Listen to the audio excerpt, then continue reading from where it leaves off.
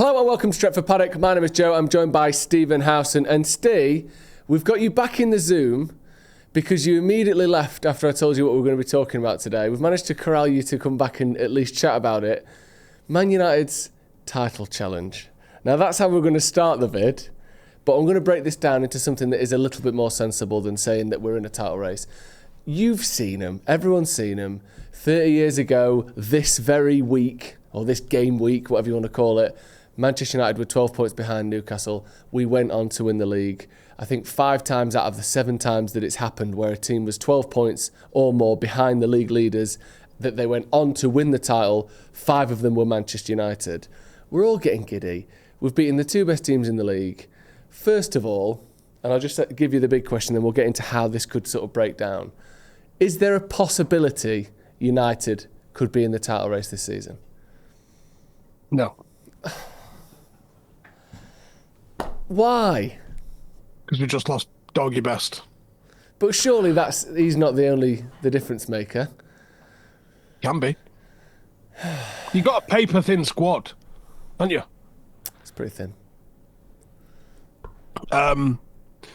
There's a few reasons. All 5 of those times that United did it, Sir Alex Ferguson was the man in the dugout. Yep. Sure. I believe all 5 of those. When was the last one? Was the last one 09 or something? The last one was. I'll double check. Yeah, that sounds about right. Paul Scholes and Ryan Giggs was in all of those. I think 4 of those might have included a Roy Keane shaped figure. Mm. You got to remember though,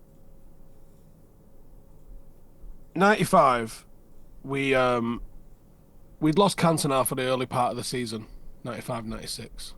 Yeah. So some of our earlier results, because we didn't have Eric Cantona. Now, we still don't have Eric Cantona. So I don't think that's going to make too much of a difference for us. It was also the year that you won't win out with kids, I believe. And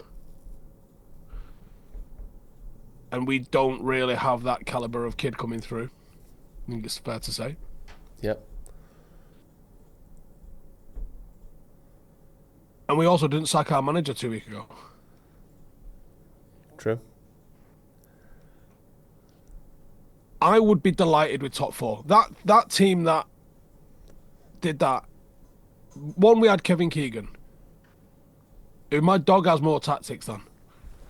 Good point. Kevin Keegan is the quintessential Mike Bassett manager. You need to play defensive, he buys a defensive midfielder. Like, that was literally what he did. He doesn't do tactics. He does passion. He is the proper, look it up in the dictionary, passion merchant. And Fergie made his head fall off. Yeah.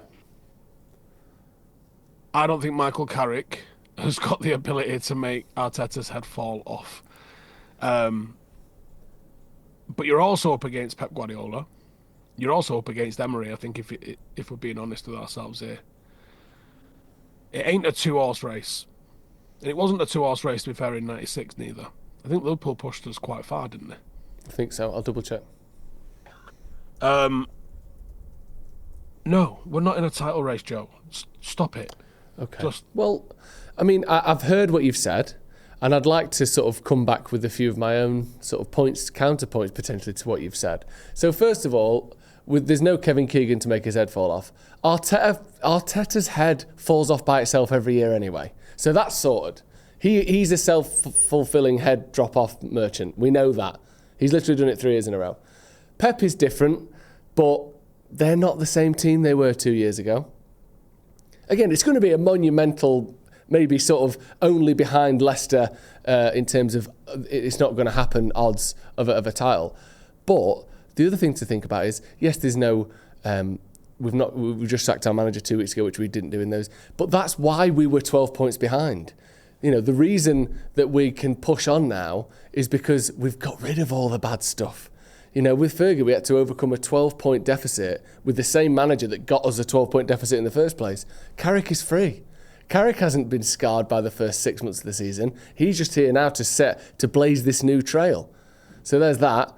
Something, what else did you say? Roy Keane. That's fair enough. We ain't got a Roy Keane, I'll give you that one. We haven't got a Cantona coming back. But, much in the Moneyball sense, can you make a Cantona in the algorithm? If you give me an Mbermo and an Ahmad... In the aggregate, sorry. You give me an Mbermo and an Ahmad coming back from AFCON. You give me a De Ligt coming back from whatever the hell's wrong with De Ligt. You give me a Mazraoui. You give me a Bruno coming back. Kobe Mainoo, who's coming back into the team. Is there a Cantona in all of them put together, Forgive me if I'm wrong here, but I think on that run, United dropped one game. Did we draw a game? It was something insane like that, yeah. I'll get it. One sec, go on. Did we win 16 out of 17 or 15 out of 16? Something mental like that, and draw the other? But that was Fergie's game, to be fair to him, though. He did always just to say, be in touching distance around Christmas and then we'll kick on. And I don't know if he believed it or if he said it that often that the players ended up believing it. And that was part of the magic of him. Now, if I was going to put my giddy pants on for a second, Michael Carrick has one game to coach a week against everyone that we're up against is probably playing two, pretty much. The problem is this United team has generally been decent. I mean, we beat Liverpool at Anfield this year. Yep. With the manager we just sacked. This team is better factually when we do not have the ball. Problem is, we're gonna have the ball in. I haven't got the fixture list in front of me. I'm presuming it's a broad portion of the rest of the league that we still got to play. So we're gonna have the ball in probably 10 of those games at least. Yep. If not 12 of those games. That's where you have to worry. Now, Michael Carrick is not Ruben Amorim. They're probably going to play a different system. But we have to look at the data so far. The data that has carried on in those two games. We didn't have the ball, we won those games. Yeah. So, until Fulham, now if we have 58% of the ball, it's a clean sheet, 2 or 3 goals to nil, you're going to have to pin me down from being on the giddy bus. But until Sunday, yeah, I got to keep it chill. Okay. Because then you're literally ticking off games. You go from, 15 to go? Now it's 14 to go. By the time your boy gets his haircut, you're like, and if it's, if that happens in 5 games, you're like, well, okay, now it's only 12 to go. Yep. And, we know that Arsenal bottle it under pressure. That's why they always end up top near Christmas, because they're brilliant when the pressure's off, and then as soon as the pressure comes on, they fold like a cheap snakes and ladders board. United are not in a title race. We're in a top 4 race. Okay. I feel like we can get top 4, and I would be absolutely delighted. Now, if that come 3-4 games to go, and we are within a win of the top, Jesus titty fucking Christ, am I going to be excited? I'm not going to be able to sleep waiting for the next game. And because it's like we only have 1 game a week, do you know how long those weeks are going to be waiting for it? Just the next fix. Especially if he's won every one up until then. Well, not blinked. Just a couple of bits of fact checking. So from the 16th of November 96 to the 1st of March 97, that spell over Christmas, the United didn't lose a game. It was like 15, 16, maybe even more games in a row that they didn't drop a loss. Then there was a couple of losses. It was Sunderland and Derby, and then another stint to end the season. Blackburn, Liverpool, Leicester, Middlesbrough, Newcastle, and then West Ham. We drew 3, won 3 of those, and won the league by 7 points in the end, which is mad when you consider we were 12 points behind.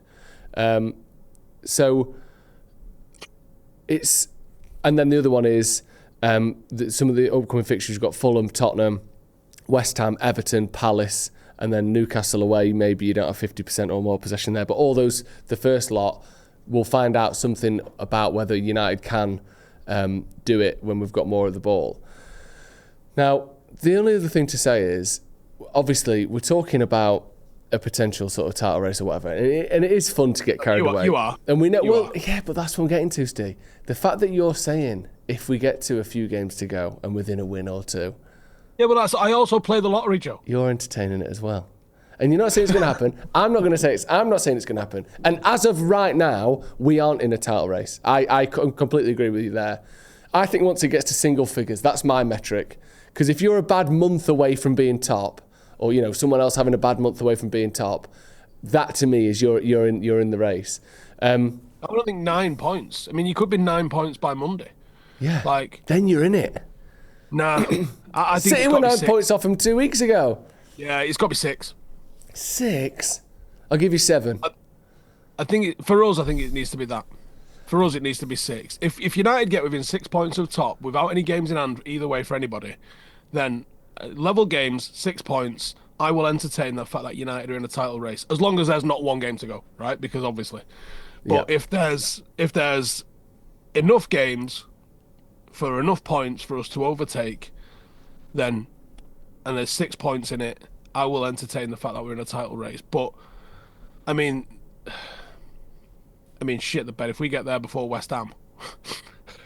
Yeah. I mean, that you're talking a monumental collapse for Arsenal. But to be fair, I'm enjoying what I'm seeing in the press this week because I'm seeing Arsenal and Arsenal fans getting cooked a little bit because people have suddenly realised that if it's not an own goal or a set play, they do not score. Yeah. They are not a threat from open play. And even Arsene Wenger coming out and saying that, that might put a little bit of doubt in people's mind a little bit. I mean, who have they got next? I mean, this is when you start looking at opposition's fixture list. Leeds away. That's a bit real. Hey? Silence from Stephen Howson there. Something happened. Yeah, it's probably going to be a boring game. Yeah, that's true. Yeah. It'll be a boring 1-0 to Arsenal, won't it? I just need to fact check my own fact check a second, which I'm more than willing to do. Unfortunately, I was looking at the wrong season last time. I was looking at 96-97 because I was chatting. I misread the numbers. 95-96, between the 22nd of January 96 and the end of the season, United won all the games except one which they lost to Southampton and one draw against Palace. They won every other game. I was pretty close. You were very close. Unbelievable stuff. And won the league by 4 points, not 7 points. Amazing run. And obviously, it would take something like that again to get to where we're sort of dreaming of being. Yeah. I think Arsenal are fallible. Do you know what would do them? Would be the draws. I don't see them losing a lot. No. But because they lack the goal scoring, it's the draws that'll do them. It's the draws. No, because 2 or 3 draws, you might as well have lost. Yeah. The 2 or 3 draws really takes the... I mean, look at United. I mean, just some of those shit ones we've had, whether it was Wolves or Leeds or Burnley. If we'd have picked up 3 points in those, one, we may or may not have sacked the manager, but we would be sitting here with 6 points now, and you'd be going, actually, maybe we are. Well, so just on that then, right? And obviously, let's all be honest. We know that what we're talking about here is a less than 5% chance, probably less than 2, maybe less than 1% chance that United... Have you seen how much the odds have drifted, though? That's because every giddy dickhead in Manchester of course, has stuck a 5 on it just in case. So let's say the chances of United being in a title race, not winning it, being in a title race are 2 or 3%, let's say. Okay, whatever. We don't even have to agree on that, but we accept that it's very low.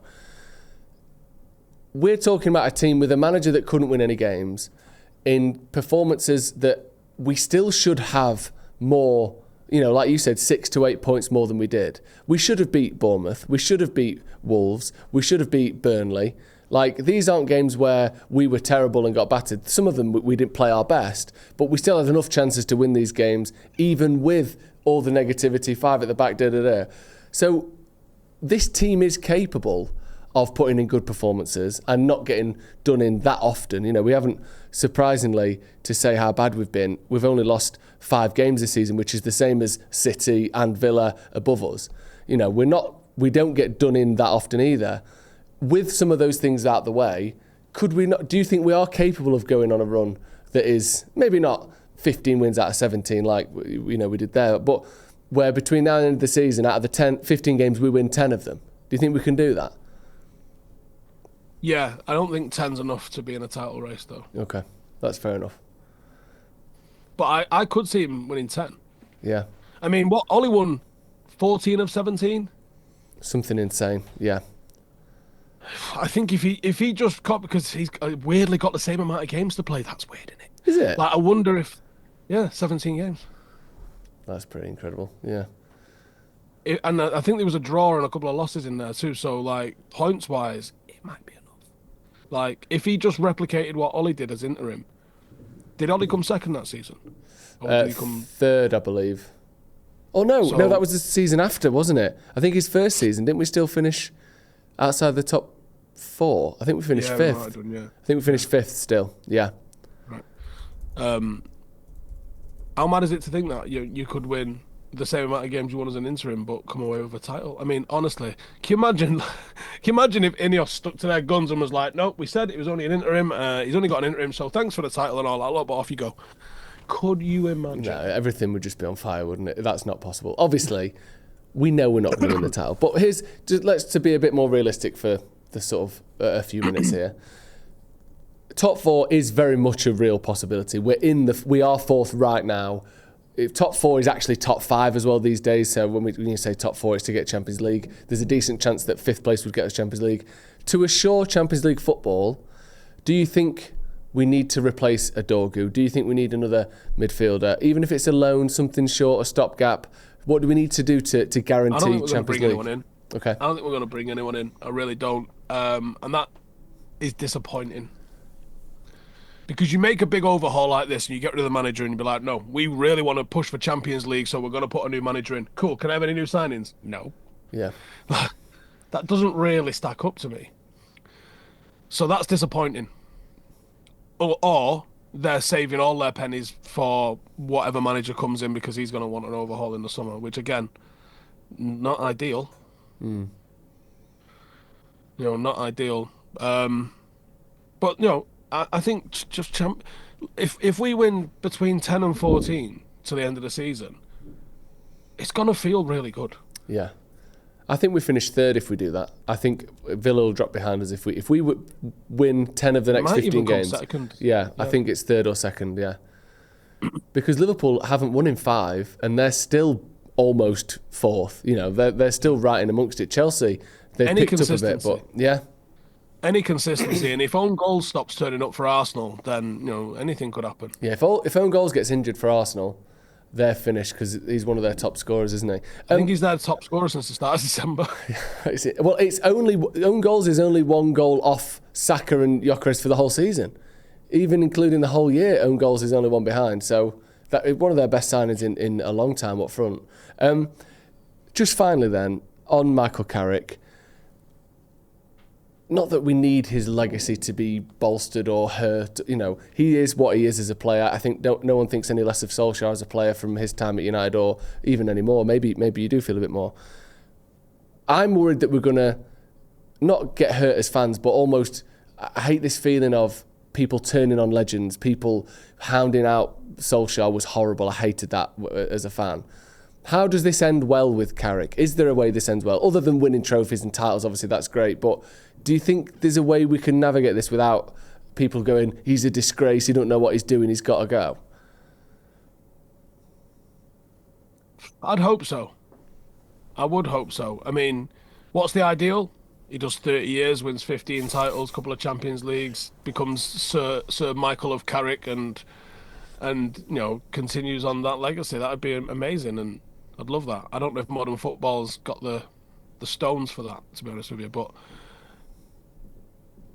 if he won, like we just said, between 10 and 14 and stepped away, what a shrewd move that would be from him.